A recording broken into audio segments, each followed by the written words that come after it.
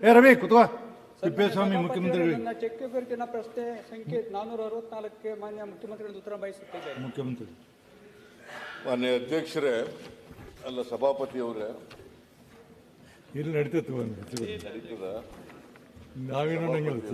ಉತ್ತರವನ್ನು ಒದಗಿಸಲಾಗಿದೆ. ಸನ್ಮಾನ್ಯ ಸಭಾಪತಿಯವರೇ, ಉತ್ತರವನ್ನು ಸನ್ಮಾನ್ಯ ಮುಖ್ಯಮಂತ್ರಿಗಳು ಒದಗಿಸಿದ್ದಾರೆ. ಅವ್ರ ಪ್ರಕಾರವಾಗಿ 2023-24ನೇ ಸಾಲಿನಲ್ಲಿ ಒಟ್ಟು ಸಾಲ ಆಂತರಿಕವಾಗಿ ಸರ್ಕಾರ ರೈಸ್ ಮಾಡಿರ್ತಕ್ಕಂಥ ಮುಕ್ತ ಮಾರುಕಟ್ಟೆ ನಬಾರ್ಡ್ನಿಂದ 84,334. ಅದೇ ರೀತಿಯಾಗಿ ಭಾರತ ಸರ್ಕಾರದ ಸಾಲ 5,946. ಒಟ್ಟು ನಿವ್ವಳ ಮೊತ್ತ 90,560 ಕೋಟಿ ರೂಪಾಯಿಗಳು. ಸನ್ಮಾನ್ಯ ಸಭಾಪತಿಯವರೇ, ಇದಕ್ಕೆ ನಾನು ಯಾವ ಉದ್ದೇಶಕ್ಕೋಸ್ಕರವಾಗಿ ಈ ಸಾಲವನ್ನು ಸರ್ಕಾರ ಎತ್ತೋಳಿ ಮಾಡಿದೆ, ಇದನ್ನು ಯಾವ ಯಾವ ಬಾವಿಗೆ ಉಪಯೋಗಿಸಿದ್ದೀರಿ ಅಂತ ಕೇಳಿದೆ. ಬಹುಶಃ ಸನ್ಮಾನ್ಯ ಮುಖ್ಯಮಂತ್ರಿಗಳು ನನ್ನ ಉಪಪ್ರಶ್ನೆಗೆ ಹೀಗೆ ಸರಿಯಾದ ಉತ್ತರ ಕೊಟ್ಟಿಲ್ಲ. ಈ 90,280 ಕೋಟಿ ರೂಪಾಯಿಯನ್ನು ಯಾವ ಉದ್ದೇಶಕ್ಕೋಸ್ಕರವಾಗಿ ತೆಗೆಯಲಾಗಿದೆ ಮತ್ತು ಯಾವ ಉದ್ದೇಶಕ್ಕಾಗಿ ಬಳಸಲಾಗಿದೆ ಅಂತಕ್ಕಂಥದ್ದನ್ನು ಕೊಡಬೇಕಾಗಿತ್ತು. ಅದನ್ನು ದಯಮಾಡಿ ಕೊಡಬೇಕು. ಮತ್ತು ಅಲ್ಲಿ ಹೇಳಿದ್ದಾರೆ ಡೆವಲಪ್ಮೆಂಟಲ್ ಎಕ್ಸ್ಪೆಂಡಿಚರು ಮತ್ತು ರೆವಿನ್ಯೂ ಎಕ್ಸ್ಪೆಂಡಿಚರ್ ಅಂತ ಹೇಳಿದ್ದಾರೆ. ಆದರೆ ಎಷ್ಟು ಹಣವನ್ನು ಶಿಕ್ಷಣಕ್ಕೆ ಕ್ಷೇತ್ರಕ್ಕೆ ಕೊಟ್ಟಿದ್ದೀರಿ, ನೀರಾವರಿಗೆ ಎಷ್ಟು ಕೊಟ್ಟಿದ್ದೀರಿ, ಸಾಮಾಜಿಕ ಕಲ್ಯಾಣಕ್ಕೆ ಎಷ್ಟು ಕೊಟ್ಟಿದ್ದೀರಿ ಅಂತಕ್ಕಂಥ ವಿವರವಾದ ವರದಿ ಇದನ್ನು ಕೊಟ್ಟಿಲ್ಲ. ದಯಮಾಡಿ ಇದನ್ನು ಕೊಡಬೇಕು ಅಂತೇಳಿ ತಮ್ಮಲ್ಲಿ ನಾನು ತಮ್ಮ ಮೂಲಕ ಕೋರಿಕೆ ಮಾಡ್ತೇನೆ. ಇನ್ನೊಂದು, ಹೌದು, ವಿತ್ತೀಯ ಕೊರತೆ 3% ಒಳಗಿದೆ, ಅಂದರೆ 2.6ನಲ್ಲಿದೆ. ಆದರೆ ತಾವು ಗ್ಯಾರಂಟಿ ಸಲುವಾಗಿ ಪ್ರತಿ ವರ್ಷವೂ ಕೂಡ ಸುಮಾರು 55,000ದಿಂದ 58,000 ರೂಪಾಯಿ ಖರ್ಚಾಗ್ತದೆ ತಾವು ಕೊಟ್ಟಿರ್ತಕ್ಕಂಥ ಉತ್ತರದಲ್ಲಿ ನಮಗೆ ಬಂದಿದೆ. ಎಲ್ಲೋ ಒಂದು ಕಡೆ ಬಹುಶಃ ತಾವು ನೋಡ್ತಾ ಇದ್ದೀರಿ, ಇವತ್ತು ಅಭಿವೃದ್ಧಿಗಳಿಗೆ, ಮೂಲಭೂತ ಸೌಕರ್ಯಗಳಿಗೆ ಸರ್ಕಾರ ಸಾಕಷ್ಟು ಹಣ ಕೊಡೋಕ್ಕೆ ಆಗ್ತಿಲ್ಲ. ಬಹುಶಃ ವಿತ್ತೀಯ ಕೊರತೆ 3% ಒಳಗೆ ಇಟ್ಕೊಳ್ಳೋ ಸಲುವಾಗಿ ನೀವು ಯಾಕೆ ಸಾಲವನ್ನು ರೈಸ್ ಮಾಡೋಕ್ಕಾಗಿಲ್ಲ, ಅದಕ್ಕೋಸ್ಕರವಾಗಿ ತಾವು ಅದನ್ನೇ ಯಾತಕ್ಕೆ ಹಿಂದೆ ಕೋವಿಡ್ ಸಮಯದಲ್ಲಿ 5%ಗೆ ರೈಸ್ ಮಾಡಿದ್ವಿ, ಅದೇ ರೀತಿಯಾಗಿ ಮಾಡಲಿಕ್ಕೆ ತಾವು ಕೇಂದ್ರ ಸರ್ಕಾರಕ್ಕೆ ಪ್ರಸ್ತಾವನೆ ಯಾಕೆ ಕಳಿಸಿಲ್ಲ, ಒತ್ತಾಯ ಯಾಕಾಗ್ತಿಲ್ಲ ಅಂತಕ್ಕಂಥದ್ದು. ಯಾಕೆಂದರೆ ಕೇಂದ್ರ ಸರ್ಕಾರ ಸುಮಾರು 185 ಲಕ್ಷ ಕೋಟಿ ಸಾಲ ಮಾಡಿದೆ. ಅದು GDP ಸುಮಾರು 56.8ರಷ್ಟಿದೆ. ಈ ವಿಷಯವನ್ನು ನಾವು ದಯಮಾಡಿ ಪರಿಗಣನೆ ಮಾಡಬೇಕು. ನಮಗೆ ಗೊತ್ತೇ ಇದೆ, ಕೇರಳ ಕೂಡ ಸುಪ್ರೀಂ ಕೋರ್ಟ್ನಲ್ಲಿ ಬಗ್ಗೆ ಒಂದು ಕೇಸನ್ನು ಕೂಡ ದಾಖಲು ಮಾಡಿದೆ. ತಾವು ಕೂಡ ಇದ್ರ ಬಗ್ಗೆ ಹೋರಾಟ ನಡೆಸ್ತಿದ್ದೀರಾ ಅಂತಕ್ಕಂಥ ಸದನಕ್ಕೆ ಹೇಳಿಸ್ಬೇಕಂತ ತಮ್ಮ ಮೂಲಕ ಕೋರಿಕೆ ಮಾಡ್ತಾರೆ. ಮಾನ್ಯ ಅಧ್ಯಕ್ಷರೇ, ಯಾವುದೇ ಸರ್ಕಾರ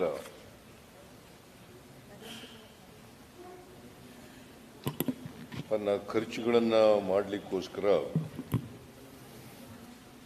ಸಾಲವನ್ನು ಮಾಡಬೇಕಾಗ್ತದೆ. ಆದರೆ ಸಾಲ ಮಾಡುವಾಗ ನಮ್ಮ ಸಾಮರ್ಥ್ಯ ನೋಡ್ಕೊಂಡು ಸಾಲ ಮಾಡಬೇಕಾಗ್ತದೆ. ನಾವು ವಾಪಸ್ ಕೊಡಲಿಕ್ಕೆ ಸಾಧ್ಯನಾ ಇಲ್ಲವೋ ಅಂತಕ್ಕಂಥದ್ದು ಒಂದು. ನಮಗೆ ಸಾಮರ್ಥ್ಯ ಇದೆಯಾ ವಾಪಸ್ ಕೊಡಲಿಕ್ಕೆ ಅಂತಕ್ಕಂಥದ್ದು ಎರಡನೇದು. ಮೂರನೇದು, ಈ ಸಾಲ ಎಷ್ಟು ಕೊಡಬೇಕು ಅಂತಕ್ಕಂಥದ್ದನ್ನು ನಿಗದಿ ಮಾಡ್ತಕ್ಕಂಥದ್ದು ಕೇಂದ್ರ ಸರ್ಕಾರ. ಎಷ್ಟು ಸಾಲ ಕೊಡಬೇಕು ಅಂತೇಳಿ ಕೇಂದ್ರ ಸರ್ಕಾರ ಆರ್ಟಿಕಲ್ 293 ಕ್ಲಾಸ್ 3 ಅದರಡಿನಲ್ಲಿ ನಿರ್ಧಾರ ಮಾಡ್ತದೆ, ಅನುಮತಿ ಕೊಡ್ತದೆ.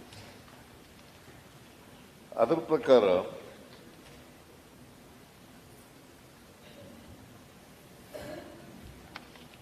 ಪ್ರಕಾರ ನಾವು ಸಾಲ ತಗೋತೀವಿ. ಮತ್ತೆ ತಿಪ್ಪೇಸ್ವಾಮಿ ಅವರು ಏನು ಕೇಳಿದ್ದಾರೆ ಅಂತಾರೆ, ನೀವು ಯಾಕೆ ಹೆಚ್ಚಾಗಿ ಕೇಳಲಿಲ್ಲ ಅಂತಕ್ಕಂಥದ್ದು. ಸಾಲದ ಮಿತಿ ಎಷ್ಟು ಕೇಂದ್ರ ಸರ್ಕಾರ ಅನುಮತಿ ಕೊಡ್ತದೆ ಅಷ್ಟು ತಗೊಂಡಿದ್ದೀವಿ ಸಾಲ. ಮತ್ತೆ ಫಿಸ್ಕಲ್ ರೆಸ್ಪಾನ್ಸಿಬಿಲಿಟಿ ಆಕ್ಟ್ 2002ರಲ್ಲಿ ನಾವು ಮಾಡ್ಕೊಂಡಿದ್ದೀವಿ. ಫಿಸ್ಕಲ್ ರೆಸ್ಪಾನ್ಸಿಬಿಲಿಟಿ ಆಕ್ಟ್ ಅನ್ನ 2002ರಲ್ಲಿ ನಾವು ಮಾಡ್ಕೊಂಡಿದ್ದೀವಿ. ಅದರ ಪ್ರಕಾರ ಒಂದು ಮಾನದಂಡಗಳನ್ನು ನಿಗದಿ ಮಾಡಿದ್ದಾರೆ. ಪ್ರಮುಖವಾಗಿ 3 ಮಾನದಂಡಗಳು ಇರ್ತವೆ. ಒಂದು ಫಿಸ್ಕಲ್ ಡಿಫಿಸಿಟ್ 3%ಗಿಂತ ಹೆಚ್ಚಿರಬಾರದು ಅಂತಕ್ಕಂಥದ್ದು ಒಂದು. ಎರಡನೇದು ರೆವಿನ್ಯೂ ಸರ್ಪ್ಲಸ್ ಇರಬೇಕು ಅಂತಕ್ಕಂಥದ್ದು ಎರಡನೇದು. ಮೂರನೇದು ಒಟ್ಟು ಸಾಲ ನಮ್ಮ GSDP ಈಗ 25 ಮೀರಬಾರ್ದು ಅಂತ ಇರ್ತದೆ. ಈಗ ನಮ್ಮದು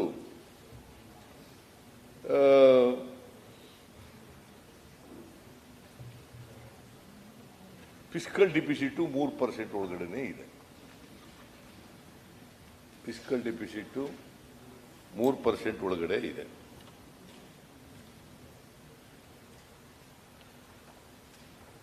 ಈ ವರ್ಷ 2.9% ಇದೆ. 24-25ರಲ್ಲಿ 2.9 ಇದೆ. 23-24ರಲ್ಲಿ ತಿಪ್ಪೇಸ್ವಾಮಿ ಅವರೇ 2.6 ಇತ್ತು. ಈ ಸಾರಿ 2.9 ಆಗಿದೆ. ಅದರಿಂದ ಫಿಸ್ಕಲ್ ರೆಸ್ಪಾನ್ಸಿಬಿಲಿಟಿ ಆಕ್ಟ್ ಏನಿದೆ ಅದರ ಏನು ನಿಗದಿ ಮಾಡಿದ್ದಾರೆ ಮಾನದಂಡಗಳನ್ನು, ಆ ಮಾನದಂಡಗಳ ಪ್ರಕಾರ 3% ಒಳಗಡೆನೆ ನಮ್ದಿದೆ. ನಂಬರ್ 1. ನಂಬರ್ 2, ನಮ್ಮದು ಸಾಲ, ಒಟ್ಟು ಸಾಲ ಕರ್ನಾಟಕದಲ್ಲಿ ನಾವು ಮಾಡಿರ್ತಕ್ಕಂಥದ್ದು 90,280 ಕೋಟಿ. ಈ ವರ್ಷ 1,04,000 ಕೋಟಿ ಮಾಡಿದ್ದೀವಿ. 23-23ರಲ್ಲಿ 90,280 ಕೋಟಿ ಮಾಡಿದ್ದೀವಿ. ಇಷ್ಟಾದರೂ ಕೂಡ ನಾವು 25% ಒಳಗಡೆನೆ ಇದ್ದೇವೆ.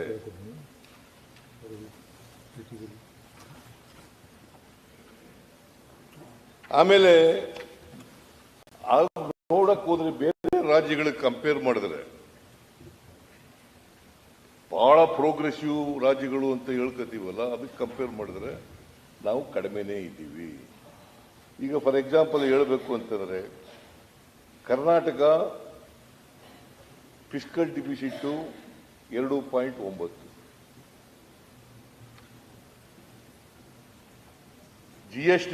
GSDPಯ 23% ಸಾಲ ಇದೆ. ಅಂದ್ರೆ 25% ವರೆಗೂ ತಗೋಬಹುದು. ಆಂಧ್ರ ಪ್ರದೇಶ 4.2%, 34% ಇದೆ ಸಾಲ. ಅಸ್ಸಾಂನಲ್ಲಿ 3.5% GSDP ಅಲ್ಲ, ಇದು ಫಿಸ್ಕಲ್ ಡಿಫಿಸಿಟ್ 3.5%, 3% ಇರಬೇಕು, 3.5%. ಆಮೇಲೆ ಸಾಲ 27% ಇದೆ. ಹಿಮಾಚಲ ಪ್ರದೇಶ 4.7% ಇದೆ ಫಿಸ್ಕಲ್ ಡಿಫಿಸಿಟ್, 44% ಸಾಲ ಇದೆ. Kerala, one of the progressive States in south India, ಅದು 3.4% ಇದೆ ಫಿಸ್ಕಲ್ ಡಿಫಿಸಿಟ್, 37% ಸಾಲ ಇದೆ. ಮಹಾರಾಷ್ಟ್ರ 2.6% ಇದೆ, ಸಾಲ 19% ಇದೆ. ಮಧ್ಯಪ್ರದೇಶ 4.1% ಫಿಸ್ಕಲ್ ಡಿಫಿಸಿಟ್ ಇದೆ, 29% ಸಾಲ ಇದೆ. ಪಂಜಾಬ್ 3.8% ಫಿಸ್ಕಲ್ ಡಿಫಿಸಿಟ್ ಇದೆ, ಆಮೇಲೆ 48% ಸಾಲ ಇದೆ. ರಾಜಸ್ಥಾನ 3.9% ಫಿಸ್ಕಲ್ ಡಿಫಿಸಿಟ್ ಇದೆ, 36% ಸಾಲ ಇದೆ. ತಮಿಳುನಾಡು 3.4% ಫಿಸ್ಕಲ್ ಡಿಫಿಸಿಟ್ ಇದೆ, 31% ಸಾಲ ಇದೆ. ತೆಲಂಗಾಣ 3% ಫಿಸ್ಕಲ್ ಡಿಫಿಸಿಟ್ ಇದೆ, 28% ಸಾಲ ಇದೆ. ಉತ್ತರ ಪ್ರದೇಶ 3.5% ಫಿಸ್ಕಲ್ ಡಿಫಿಸಿಟ್ ಇದೆ, 29% ಸಾಲ ಇದೆ. ಪಂಜಾಬ್ ಓದಿದ್ದೀನಿ ಆಗಲೇ. ಅದರಿಂದ ನಾವು ಎಲ್ಲ ರಾಜ್ಯಗಳಿಗೆ ಹೋಲಿಕೆ ಮಾಡಿದ್ರೆ ಕಡಿಮೆನೇ ಇದ್ದೀವಿ. ಫಿಸ್ಕಲ್ ರೆಸ್ಪಾನ್ಸಿಬಿಲಿಟಿ ಆಕ್ಟ್ ಪ್ರಕಾರ ಕಡಿಮೆ ಇದ್ದೀವಿ. ನಾವು ರೆವಿನ್ಯೂ ಡಿಫಿಸಿಟ್ಗೆ ಹೋಗಿದ್ದೀವಿ. ಕಾರಣ ಯಾಕಪ್ಪ ಅಂತಂದ್ರೆ ಒಂದೇ ಸಾರಿ ರೆವಿನ್ಯೂ ಎಕ್ಸ್ಪೆಂಡಿಚರ್ ಹೆಚ್ಚಾಯಿತು. There are 2 types of expenditures. ಒಂದು ರೆವಿನ್ಯೂ ಎಕ್ಸ್ಪೆಂಡಿಚರು, ಇನ್ನೊಂದು ರೆವಿನ್ಯೂ ರಿಸೀಟ್ಸ್. ಆಮೇಲೆ developmental expenditure, non developmental expenditure. Revenue expenditure, capital expenditure. Revenue expenditure, capital expenditure. Developmental expenditure, non developmental expenditure. ಈ ತರ ಇರ್ತದೆ ಎಕ್ಸ್ಪೆಂಡಿಚರ್ ಅಲ್ಲಿ. ಸೊ ನಾವು expenditure ಮಾಡೋದು ಕೂಡ ಸಾಲ ಮಾಡಬೇಕು. ಸಾಲ ಮಾಡಿ ಅಭಿವೃದ್ಧಿ ಕೆಲಸಗಳಿಗೆ ದುಡ್ಡು ಖರ್ಚು ಮಾಡಬೇಕು. ಒಂದು ವೇಳೆ ರೆವಿನ್ಯೂ ಡಿಫಿಸಿಟ್ ಇದ್ದಾಗ ಅದಕ್ಕೆ ಖರ್ಚು ಮಾಡಬಹುದು. ರೆವಿನ್ಯೂ ಡಿಫಿಸಿಟ್ ಇದ್ದಾಗ ಮಾತ್ರ ಖರ್ಚು ಮಾಡಬಹುದು. ಸೊ ನಾವು ಸ್ವಲ್ಪ ರೆವಿನ್ಯೂ ಎಕ್ಸ್ಪೆಂಡಿಚರ್, ರೆವಿನ್ಯೂ ಡಿಫಿಸಿಟ್ ಇರೋದ್ರಿಂದ ನಾವು ಅದನ್ನ ಸಾಲದ ತಗೊಂಡದ ದುಡ್ಡನ್ನು ಅದಕ್ಕೂ ಕೂಡ ಕೊಡ್ತೀವಿ. ಮಾನ್ಯ ಅಧ್ಯಕ್ಷರೇ, ಆಮೇಲೆ ಕರ್ನಾಟಕ ರಾಜ್ಯ ಈ ಗ್ಯಾರಂಟಿ ಯೋಜನೆಗಳಿಗೆ ಬಜೆಟ್ನಲ್ಲಿ ಒದಗಿಸಿರ್ತಕ್ಕಂಥದ್ದು ಈ ವರ್ಷ 52,009 ಕೋಟಿ ರೂಪಾಯಿಗಳು. 52,009 ಕೋಟಿ ರೂಪಾಯಿಗಳು ಅಂದ್ರೆ ಬಜೆಟ್ನಲ್ಲಿ ನಾವು ಈಗಾಗಲೇ ಪ್ರೊವೈಡ್ ಮಾಡಿದ್ದೀವಿ. ನಾವು 52,009 ಕೋಟಿ ರೂಪಾಯಿನ ಮಾಡಿದ್ದೀವಿ. ಅದು ಸ್ವಲ್ಪ ಹೆಚ್ಚಾಗೂ ಆಗ್ಬೋದು, ಸ್ವಲ್ಪ ಕಡಿಮೆನೂ ಆಗ್ಬೋದು. ಒಂದು ವೇಳೆ ಹೆಚ್ಚಾದ್ರೆ ಸಪ್ಲಿಮೆಂಟರಿ ಎಸ್ಟಿಮೇಟ್ನಲ್ಲಿ ಸೇರಿಸ್ಬೇಕು. ಸಪ್ಲಿಮೆಂಟರಿ ಎಸ್ಟಿಮೇಟ್ ಮಂಡಿಸುವಾಗ ಅದನ್ನ ಹೆಚ್ಚಾದ್ರೆ ಸೇರಿಸ್ಕೊಳ್ತಕ್ಕಂಥ ಕೆಲಸ ಮಾಡ್ತೀವಿ. ಅದರಿಂದ ಮಾನ್ಯ ಅಧ್ಯಕ್ಷರೇ, ಕರ್ನಾಟಕದ ನಾವು ಯಾಕೆ ಹೆಚ್ಚು ಸಾಲ ಕೇಳಲಿಲ್ಲ ಅಂತಂದ್ರೆ ನಮಗೆ ಅಗತ್ಯ ಇರಲಿಲ್ಲ. ಆಮೇಲೆ ಕ್ಯಾಪಿಟಲ್ ಎಕ್ಸ್ಪೆಂಡಿಚರ್ ಕಳೆದ ಸಾರಿಗಿಂತ ಈ ವರ್ಷ ಜಾಸ್ತಿ ಮಾಡಿದ್ದೀವಿ.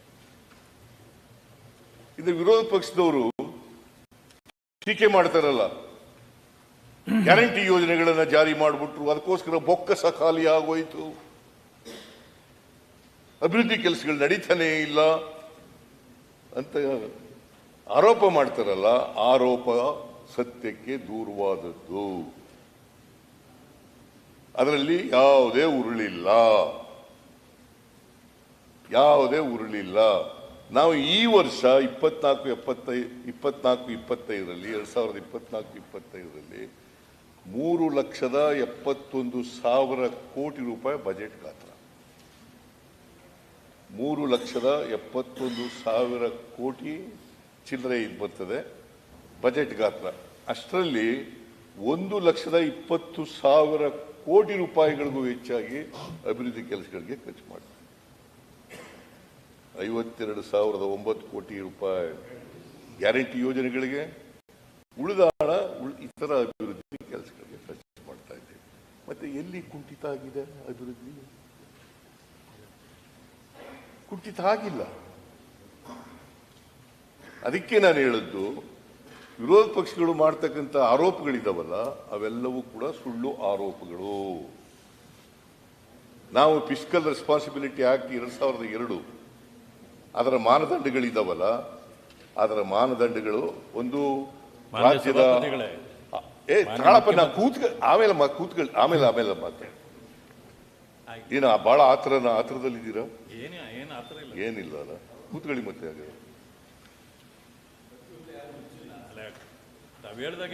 ಮಾನ್ಯ ಅಧ್ಯಕ್ಷರೇ, ನಾವು ಯಾವ ಕಾರಣಕ್ಕೂ ಕೂಡ ಫಿಸ್ಕಲ್ ರೆಸ್ಪಾನ್ಸಿಬಿಲಿಟಿ ಮಾನದಂಡಗಳಿದ್ದಾವಲ್ಲ, ಈ ಸಾರಿ ಕಳೆದ ವರ್ಷ ಫಿಸ್ಕಲ್ ನಾನು ಹಿಂದೆ 5 ವರ್ಷ ಮುಖ್ಯಮಂತ್ರಿ ಆಗಿದ್ನಲ್ಲ, ಆಗ ಯಾವತ್ತೂ ಕೂಡ ರೆವಿನ್ಯೂ ಸರ್ಪ್ಲಸ್ ಇರ್ತಿತ್ತು.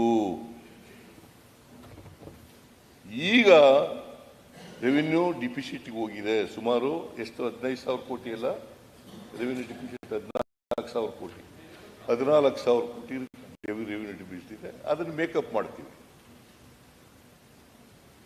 ಸ್ವಲ್ಪ ಬಿಗಿಯಾದಂಥ ಎಕ್ಸ್ಪೆಂಡಿಚರ್ ಖರ್ಚು ಮಾಡೋದು ಇದನ್ನೆಲ್ಲ ಮಾಡಿ, ಆಮೇಲೆ ವೇಸ್ಟ್ಫುಲ್ ಎಕ್ಸ್ಪೆಂಡಿಚರ್ನೆಲ್ಲ ಕಡಿಮೆ ಮಾಡಿ ಅದನ್ನು ಮಾಡ್ತಕ್ಕಂಥ ಕೆಲಸ ಮಾಡ್ತೀವಿ. ಅದರಿಂದ ಒಂದು ರಾಜ್ಯದ ಆರ್ಥಿಕ ಪರಿಸ್ಥಿತಿ ಆರೋಗ್ಯಕರವಾಗಿರಬೇಕಾದ್ರೆ ಈ ಮಾನದಂಡಗಳು ಬಹಳ ಮುಖ್ಯ. ಇದು ಕೇಂದ್ರ ಸರ್ಕಾರವನ್ನು ಮಾಡ್ಕೊಂಡಿದ್ದಾರೆ, ಕರ್ನಾಟಕ ರಾಜ್ಯ ಸರ್ಕಾರಗಳು ಕೂಡ ಮಾಡ್ಕೊಂಡಿದ್ದೇವೆ. ಫಿಸ್ಕಲ್ ರೆಸ್ಪಾನ್ಸಿಬಿಲಿಟಿ ಆಗ್ತಿಲ್ಲ, ಅದರ ಮಾನದಂಡಗಳು ಒಳಗಡೆನೆ ಇರೋದ್ರಿಂದ ನಾವು ಯಾವತ್ತೂ ಈ ಮಾನದಂಡಗಳನ್ನು ಮಾಡಿಲ್ಲ. ಇವತ್ತು ನಾವು 1,04,000 ಕೋಟಿ ಸಾಲ ಮಾಡಿದ್ರು ಕೂಡ, ಕಳೆದ ವರ್ಷ 90,000 ಕೋಟಿ 90,280 ಕೋಟಿ ಸಾಲ ಮಾಡಿದ್ರು ಕೂಡ ಅವೆಲ್ಲವೂ ಕೂಡ 25% ಒಳಗಡೆನೆ ಇದೆ.